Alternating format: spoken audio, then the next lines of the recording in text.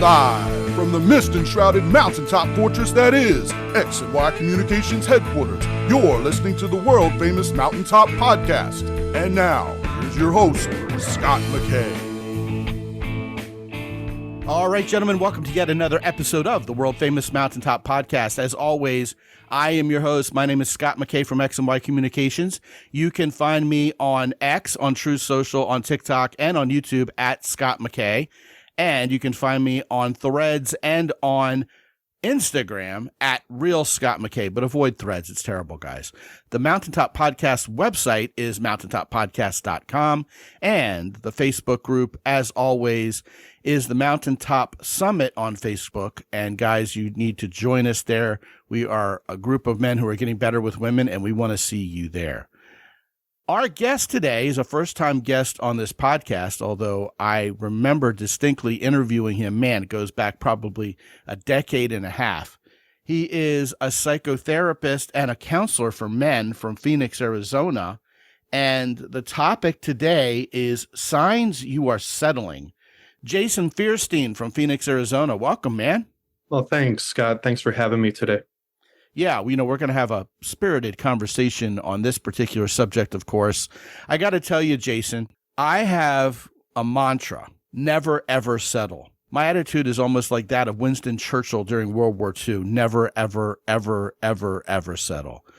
And I have my reasons for that, but I don't want to steal your thunder up front because I know that this is also a topic. I don't want to say it's near and dear to your heart because, it's kind of an ugly topic, but I know it's something you think a lot about and probably see a lot of guys who want to talk about it as well. So tell me your thought processes on settling, why it's an important topic to you, and kind of get the ball rolling for us. Sure, Scott. Well, I think settling in a relationship, there's a lot to say about it, I think, on both ends of the argument.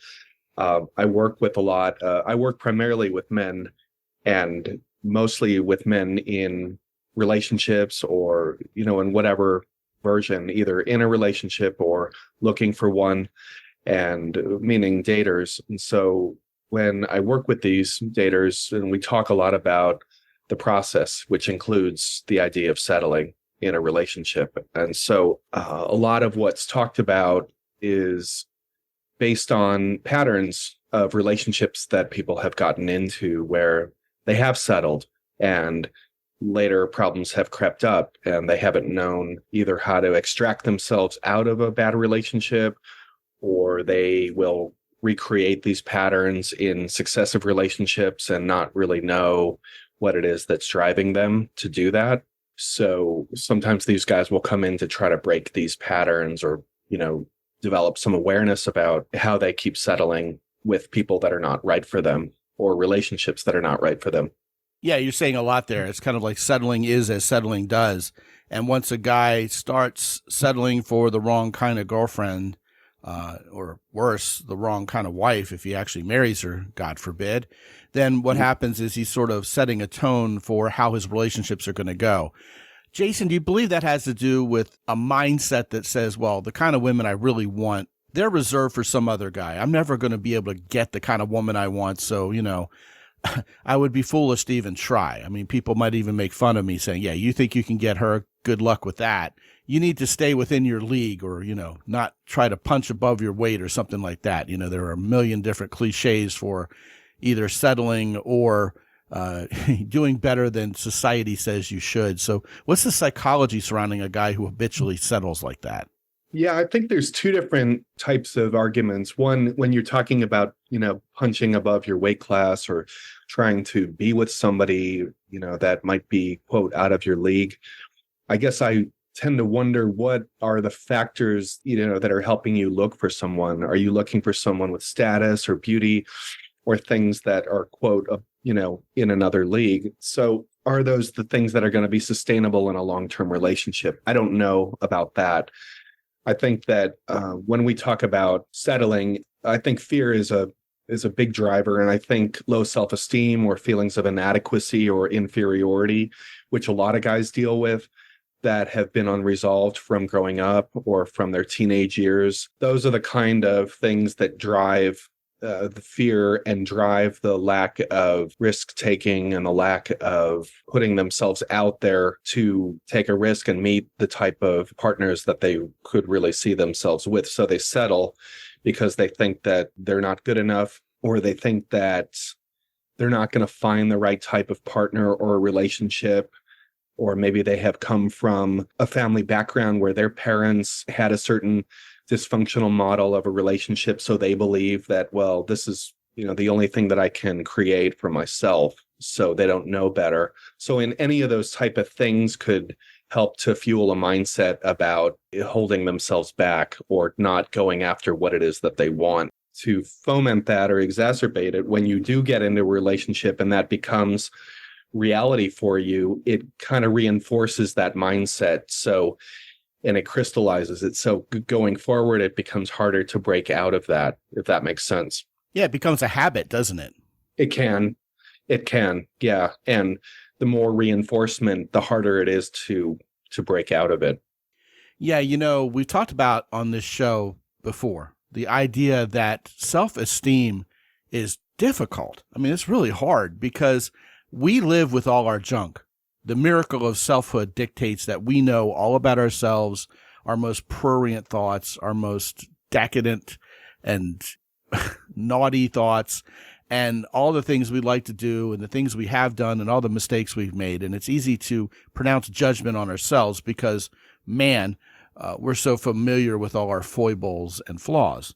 But then we look at this hot chick across the room and go, oh, she would never want to be with a guy like me. Meanwhile, we have no idea what's going on in that pretty little head of hers. She's thinking, oh, I'm ugly. Right. My thighs are too fat. I didn't shave my underarms. Oh, my goodness. I'm a disaster. And so what happens is we end up going through life thinking we're less than and don't see ourselves as other people see us. You know what I mean? Yeah, it's true. I mean, we are our own worst critics.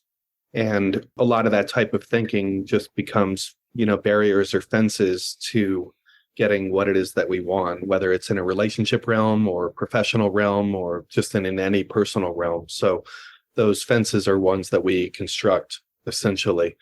Yeah, that's true, because it's not only limited to dating and relationships and attracting women. Some of us think we're not good enough for that job or for that social group, et cetera. So I think you're right on target there. With regard to this habit of settling, one would think, at least logically, that if we are in a habit of settling, then every woman we end up with, this cycle of girlfriends we meet, lather, rinse, repeat, because the relationship doesn't work out, all those women must think they're hitting the jackpot because we're settling. But I suspect what ends up happening in real life is you have couples who both believe they settled. Am I making sense? Yeah. Yeah, I think that's true. I think they're out there as well. What's the psychology behind that? I think it's simply that, for starters, it could be two people who, for example, are suffering from low self-esteem, or who both have a similar mindset about, well, it's not going to happen for me in the way that I want it to, or it's not going to happen in the way that I had fantasized about growing up. So let's find someone who's convenient or who's good enough. And I think two people who are both struggling with that mindset or self-esteem can just magnetize towards each other. Yeah, I mean, first of all, the stereotype that comes to mind when we think of a guy who's settling, the mental picture we get, if you will, is that she's really ugly and he's kind of at least a normie or somewhat handsome. And, he just can't get the women who are visually, sexually attractive enough to really please his taste. He's not really feeling like he can attract any women who, quote unquote, do it for him. But the reality is, even if you do attract a quote unquote beautiful woman who's your type, and she's batshit crazy, for example, or is just mean, or is narcissistic, or any of these buzzwords that we bandy about nowadays, then, she's not relationship ready at all. And everybody she meets is going to be settling for a woman like that, right? Yeah, I think so. I mean, she links up with guys in a certain special kind of relationship. So if she's narcissistic, there are guys out there that are going to fit the bill.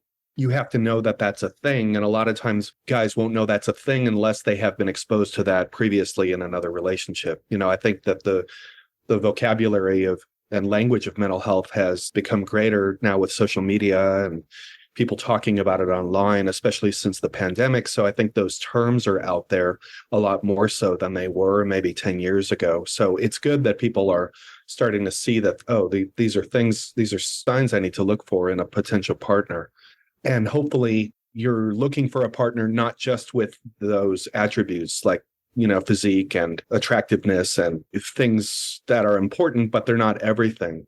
You're looking for the person, not just the package. You're looking, and it's that search within the person that can bring up those certain issues that we deal with.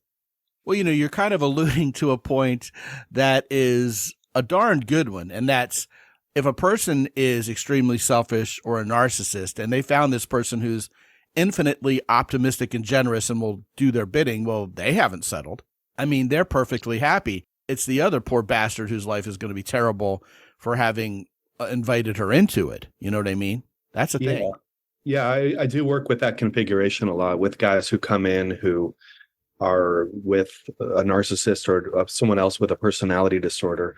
A lot of times guys they're a little more passive. They're less willing to rock the boat.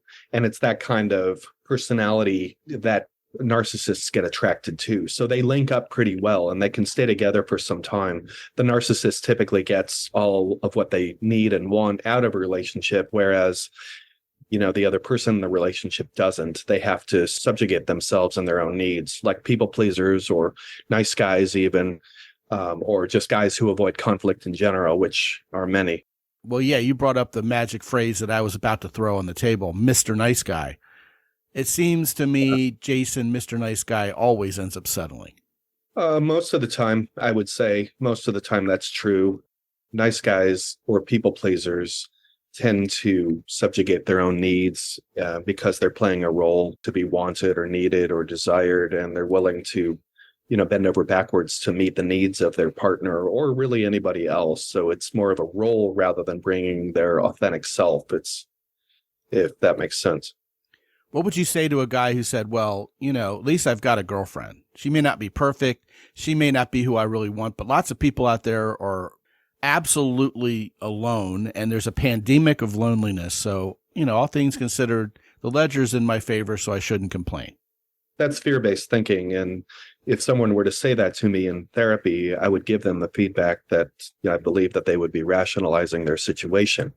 There is a pandemic of loneliness for sure, but that doesn't mean that there aren't plenty of other people out there. There's going to be plenty of partners that are not right for you, but there's going to be also partners that are right for you. It's just finding them. And just because you have a certain history and experience with people, it doesn't mean that that's everyone. So we have certain ways, defense mechanisms, ways that we protect our core, and rationalizing our situation, saying, oh, well, this is the best I'm going to get, or, it's so tough finding a partner out there.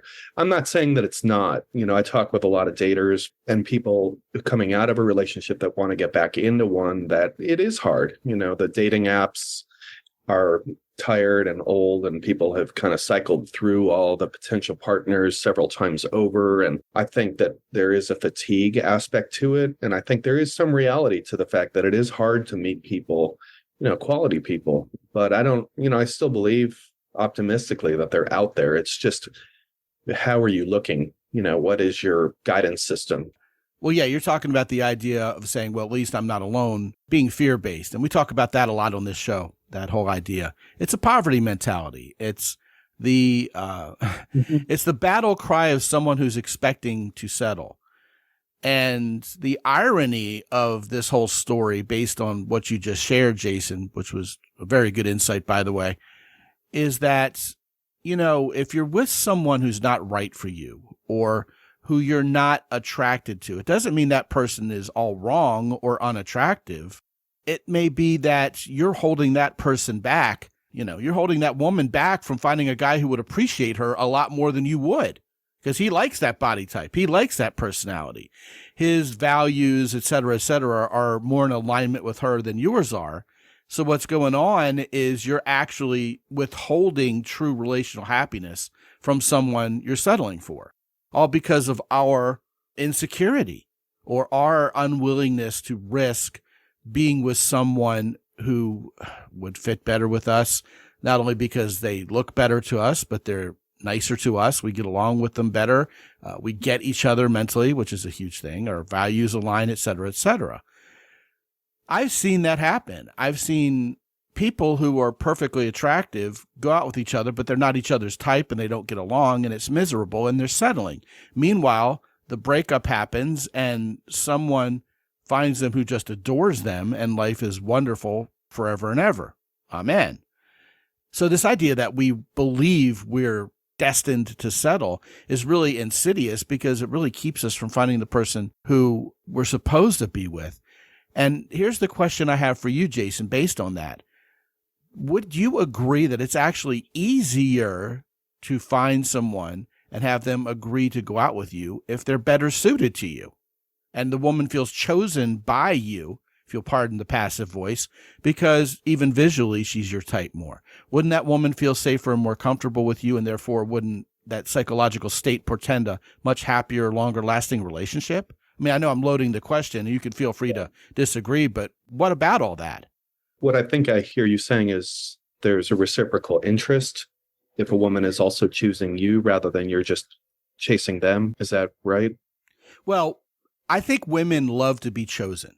They feel insecure when they know the guy who is with them would really rather be with someone else. Another way to say that is the only thing worse than settling for someone is feeling settled for. That's something that burns in the pit of your soul. And so if a woman says to herself, this guy doesn't even really want me. He doesn't esteem me. He doesn't value me. I have no idea what's going on in his head. He's probably going to leave me anyway. Then she doesn't feel safe and secure. And of course, a woman feeling safe and secure is the magic silver bullet to having her be happy with you and attracted to you. Women are security-seeking creatures. Yeah. And on that note, I would say it doesn't necessarily imply that the relationship fit is wrong or incorrect. There could be other issues going on, say in that example where, for a lot of men, a lot of guys struggle with emotional availability, emotional output, and expression. And so it doesn't mean that the relationship is not well paired. It just means that there might be other issues. Well, that's a matter of the guy's relationship readiness, frankly. If he's emotionally unavailable, who is he going to be happy with? Who is going to be happy with him? Well, I don't know about happy, but he'll be with someone who is on the more of the codependent side, who is more a pursuer, who's chasing someone who is emotionally unavailable. And that is that's a neurotic pairing.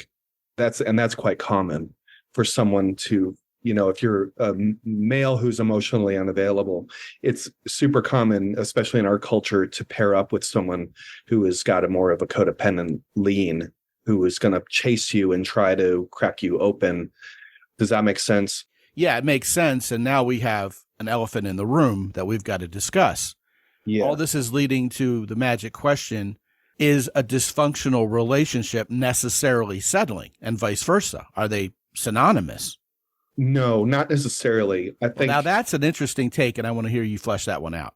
I mean, I think that there is a large overlap between settling and a quote unquote dysfunctional relationship. But I think that it comes down to really knowing yourself.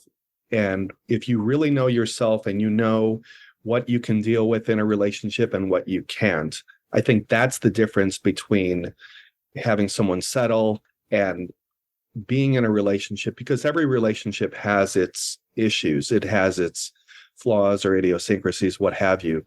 I think really knowing yourself and knowing that, hey, I want to be with this person. They have enough of what I need in a relationship. Not everything is perfect, and there are plenty of things that I don't like, but these are things that I can accept. These are things that I can accept in this person, and these are not deal breakers for me. The problem with settling is that you're overlooking things that are deal breakers or potential deal breakers, and you're just, you're moving along with those, dragging you down. I think that's the big difference and again, that comes through self-awareness, and therapy is one of the things that therapy can do is to help you generate more self-awareness to know what's acceptable to you and what's not. Well, I think that's a fair point. None of us are perfect. The way my wife and I look at it is hopefully what she's not so great at, I'll be able to fill in the gaps for, and vice versa. But having been married for 7 years to someone who basically had the whole alphabet soup of psychosis by her name, all the letters, yeah. I understand what making a bad choice looks like. And my wife's ex also was schizophrenic, and both of our respective first marriages ended in disaster. But fast forward to us getting together, and we've had a pretty blissful relationship where we adore each other for, almost 2 decades. I don't have any day with her that's anything like almost every day I had with my first wife. And she would say the same thing about her situation. Doesn't mean she's perfect, right? But she's my favorite female human being. She's my best friend, and she's not batshit crazy, and vice versa. And to me, she looks amazing and is exactly what I like. She's the head-on collision of all my celebrity crushes, basically.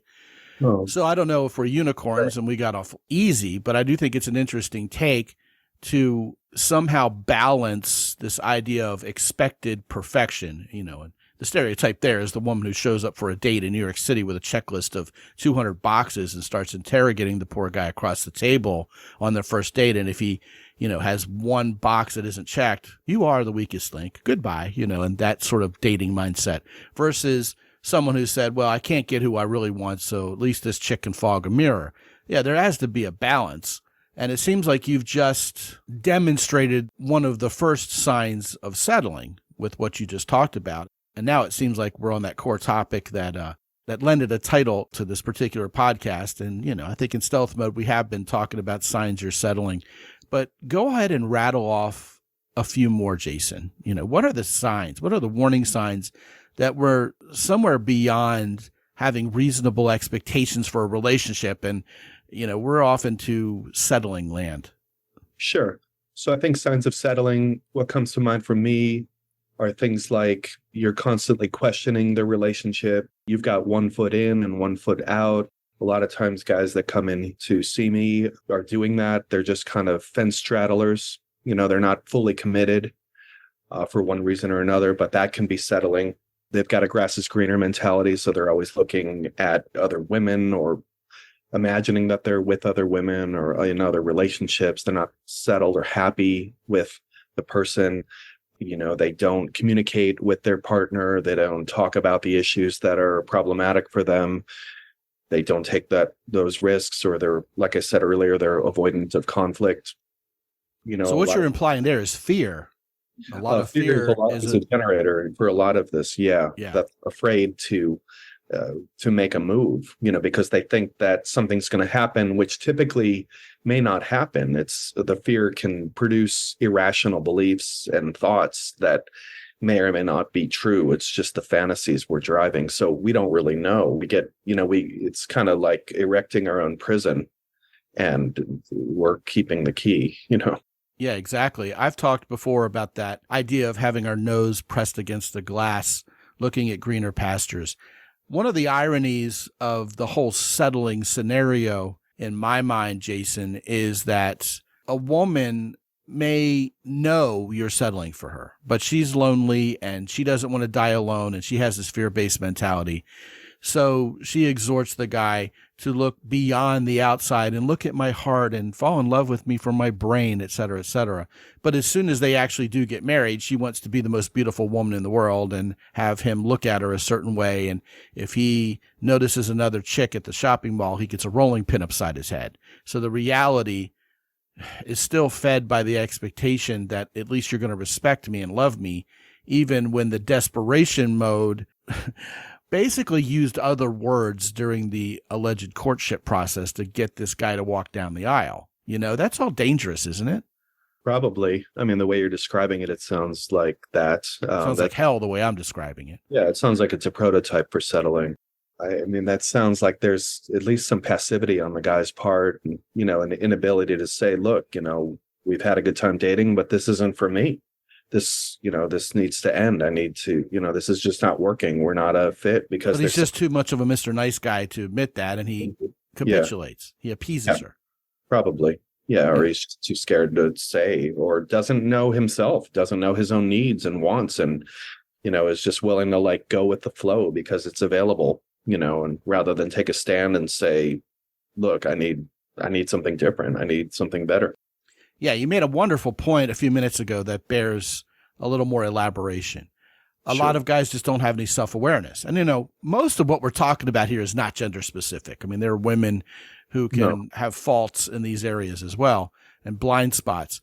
But if you don't know what your type even is, then you don't even know who she is going to be, and you're not going to recognize her when she shows up.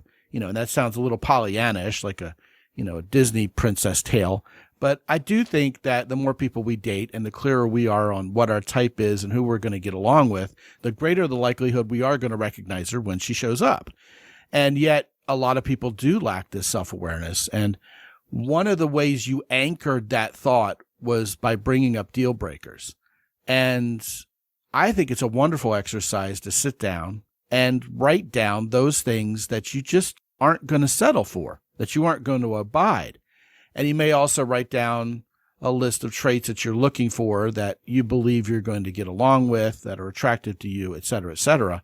But unless and until you have clarity on all that ahead of time, Jason, what I think happens from my years of experience, not only dating and relating to women myself, but also coaching other men, is that once a woman comes along, you're going to start rationalizing those behaviors and those traits of hers that you may have written down as deal breakers before you met her. But now that she's in your life and you're hot for her visually, sexually, or, you're going to be alone and have to start all over again if we break up, you start rationalizing things like her $30,000 a month gambling habit, or that she kicks small dogs and yells at waiters and, is generally negative and prays to a completely different God than you do.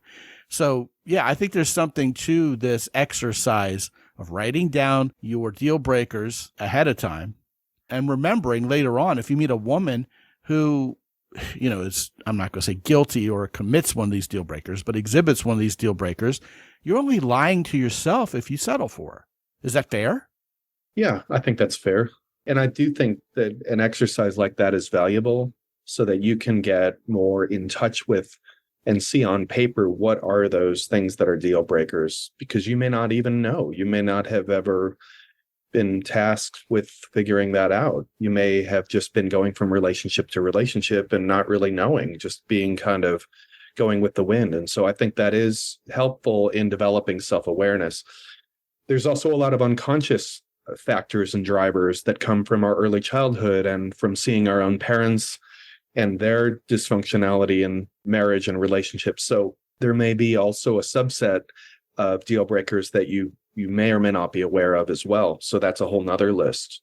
Really, the bottom line is the greater the self-awareness that you have, the more information you're going to be able to source to be able to figure out what's right for you and what's not.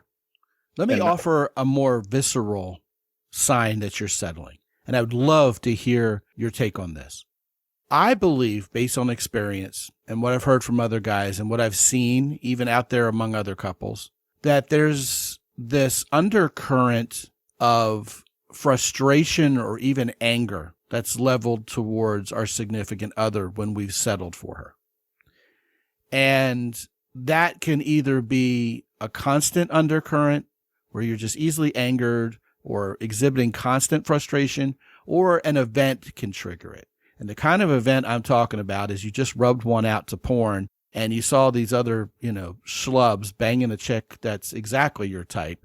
And now when you're back in the real world after you blew your load, this old bag is your wife and you're upset at her for being who she is. And yet you can't even really tell her you're upset with her.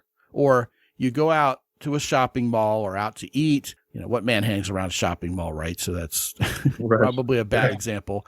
But, you go out to eat and you see this other guy who's no better or worse than you with the kind of woman you'd love to be with, and they look happy. And you're angry and frustrated with your poor wife for the rest of the week. And she doesn't know what's going on. She doesn't know why you're so mad, and you're not about to tell her. This is a thing. And it's a prison to live in that environment. It is. And again, it's self-created and you're just digging more of your own hole. That's essentially passive aggression. So You're projecting your own rage or anger onto your partner, but it's really unresolved within you because you're not taking the steps. You're not making it happen so that you are putting it out there to her or to the world, to the universe, and saying, this is not working for me. I don't want this anymore. I need to find something that is working. But, a million things can happen when you're not assertive and you're not communicative. All those things can happen. You can just spend time fantasizing about other things. And a lot of guys actually will fall into self-sabotage too. They'll blow up the relationship because they know no other way to deal with it. So they'll have an affair or several affairs, or they'll do something to undermine it. And that's also something that, that we work on in therapy, that tendency to do that, because that can happen over and over again in multiple relationships. Yeah, I've seen that also frequently, where a guy will sabotage his own success with women just so he can prove himself right. See, I can't get any women. Women don't like me. I'm unlovable. See, it happened again, but she was perfectly willing to be in a relationship. He just couldn't bring himself to go through with it. And now he wants to point the finger of blame at himself and maybe his therapist or his dating coach or whoever's nearby trying to help him, saying, hey, you know what? You're terrible at this. You can't help me. So he's blaming and then offloading that responsibility just so he can sit there and wallow in his shame, his guilt, his fear, or whatever you want to call it. I've seen that. It's frequent. It is, unfortunately. And it's messed up. It is, because it's like everyone is harmed, everyone within the wake of that relationship or marriage, including children, for that matter. So that is, there's a lot of destruction that happens, and it doesn't need to go that way, unfortunately. What are your words of advice for guys who would like to avoid settling once and for all, Jason, before we close? Sure. I think it just comes down to knowing oneself, really trusting oneself, and taking a risk to speak your mind, to bring an authentic voice, an authentic self to the people that you interact with or the people you want to interact with, and really not worrying so much about what they're thinking or about entertaining or appeasing them, just really trying to bring your full self. And I think things do work out when you do that. Yeah. And I would add to that, guys, she's got a whole lot going on in her head too. She probably doesn't think she's Miss Perfect the way you're seeing her either. So take that chance. Definitely. His name is Jason Fierstein. He is a psychotherapist and a counselor for men out of Phoenix, Arizona. And when you go to mountaintopodcast.com/settling, yeah, it's an ugly word, but we've never used it before, you will be sent over to phoenixmenscounseling.com, which is Jason's website. What are they going to find when they go there, Jason? Well, there's a whole lot of stuff. I've got an active blog on lots of different types of articles, different subjects. I've got a free ebook on my site as well, free to all. It's called The Guy's Airbag. It's a relationship crash course. So it helps you whether you're in a relationship or wanting to get in one. There's a whole lot of resources on there. Fantastic, man. Thank you for finally coming on to the podcast. This has been a great show with a lot of really valuable information. And I think guys' lives are going to be changed. So thanks again for coming on, man. Oh, I really appreciate it. And thanks for having me, Scott. Yeah, you bet. And gentlemen, when you go over to mountaintoppodcast.com, please be sure to visit our 3 longtime sponsors, Heroes Soap, The Keyport, and Jocko Willink's company, Origin in Maine. When you partake of anything from any of our 3 fine longtime sponsors, please use the coupon code MOUNTAIN10 for an additional 10% off. And, those guys will level you up with masculinity, all 3 of our longtime sponsors.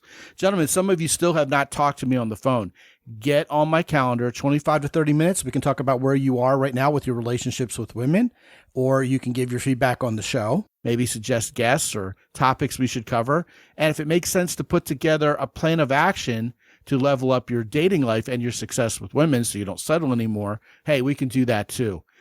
Get on my calendar, check out all the free goodies and so much more at mountaintoppodcast.com. And until I talk to you again real soon, this is Scott McKay from X&Y Communications in San Antonio, Texas. Be good out there.